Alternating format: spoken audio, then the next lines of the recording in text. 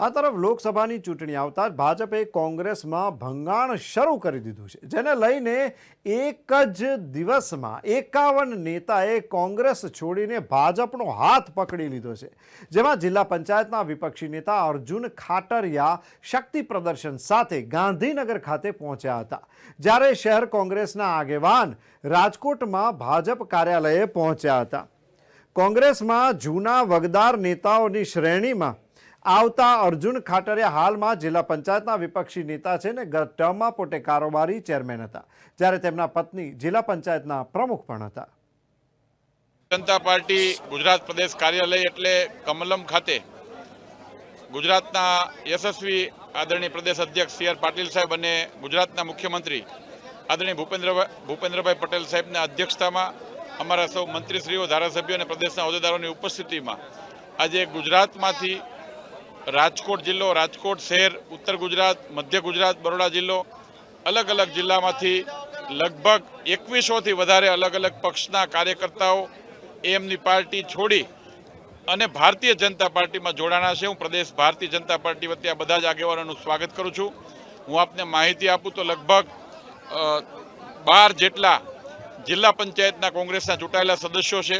લગભગ 5 જેટલા પૂર્વ કોર્પોરેટરો છે, કોંગ્રેસ અને આમ આદમી પાર્ટીમાંથી ચૂંટણી લડેલા લગભગ 5 જેટલા નેતાઓ છે, કોંગ્રેસ અને આમ આદમી પાર્ટીના પ્રદેશ લેવલના સંગઠનમાં કામ કરતા એવા લગભગ 50થી વધારે કાર્યકર્તાઓ છે। આમ આદમી પાર્ટી અને કોંગ્રેસમાંથી ચૂંટાયેલા તાલુકા પંચાયતના લગભગ 42થી વધારે સદસ્યો છે, લગભગ 3 જેટલા એપીએમસીના ચેરમેનો પણ છે, 50થી વધારે સહકારી ક્ષેત્રના આગેવાનો છે। કોંગ્રેસમાંથી જિલ્લા પંચાયત લડેલા હોય, કોંગ્રેસમાંથી તાલુકા પંચાયત લડેલા હોય લગભગ 200 જેટલા કાર્યકર્તાઓ છે। ગ્રામ પંચાયતના સરપંચશ્રી અને સહકારી ક્ષેત્રની વિવિધ સહકારી મંડળીઓમાં પ્રમુખ તરીકે, ચેરમેન તરીકે કામ કરતા હોય અને જાહેર જીવનમાં કોંગ્રેસ પાર્ટી અને આમ આદમી પાર્ટીના જિલ્લા સ્તરના, રાજ્ય સ્તરના સંગઠનમાં કામ કરતા, વિવિધ પાંખોમાં કામ કરતા 2100થી વધારે કાર્યકર્તાઓ આજે ભારતીય જનતા પાર્ટીમાં દેશના પ્રધાનમંત્રી આદરણીય નરેન્દ્રભાઈ મોદી સાહેબ, દેશના ગૃહમંત્રી આદરણીય અમિતભાઈ શાહ સાહેબ, અમારા રાષ્ટ્રીય અધ્યક્ષ જેપી નડ્ડા સાહેબ, ગુજરાતના પ્રદેશ અધ્યક્ષ સી આર પાટીલ સાહેબ અને ગુજરાતના મુખ્યમંત્રી ભૂપેન્દ્રભાઈ પટેલ સાહેબની કાર્યપદ્ધતિ, એમની નેતૃત્વ ઉપરનો વિશ્વાસ અને જેવી રીતે હિન્દુસ્તાનની અંદર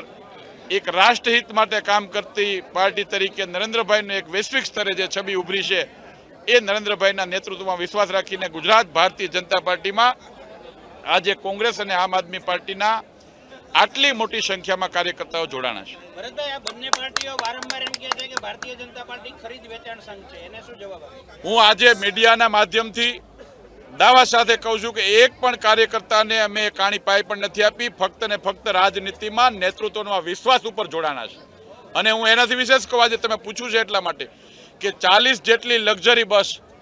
કાર્યકર્તાઓ પોતાના ખર્ચે બાંધીને આવ્યા છે, કોઈ ભારતીય જનતા પાર્ટીએ વ્યવસ્થા નથી કરી। હા, અમે ખાલી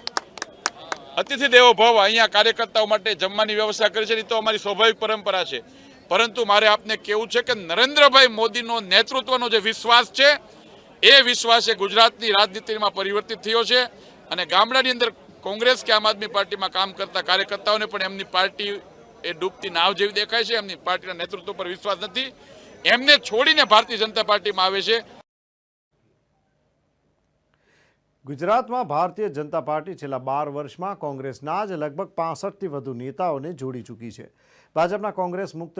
ગુજરાતના નારાને બદલે કોંગ્રેસ યુક્ત ભાજપ થઈ રહ્યું છે। કદાચ આ જ પરિણામે મૂળ ભાજપાઈઓ હવે પાર્ટીથી નારાજ છે। તેમને લાગે છે કે વર્ષોથી કામ અમે કરીએ છીએ અને પેરાશૂટ નેતાઓ મલાઈ ખાઈ રહ્યા છે।